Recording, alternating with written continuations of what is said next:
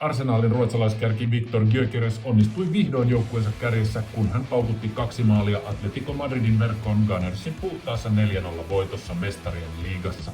Ruotsalainen nostettiin Lontooseen 65 miljoonalla eurolla, mutta peliesitykset ovat keränneet suurta kritiikkiä. Gyökeres oli viimeksi tehnyt maalin yli kuukausi sitten, eli maaliton putki kesti peräti 8 ottelua. Nyt ruotsalaisen saldo on 5 maalia 12 pelissä, joten hänen on hieman helpompi taas hengittää.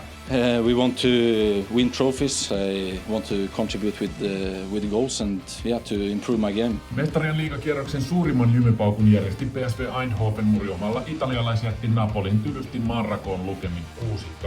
Astetta paremmaksi laittoi Paris Saint-Germain tallomalla Leverkusenin yli luvuin 7-2.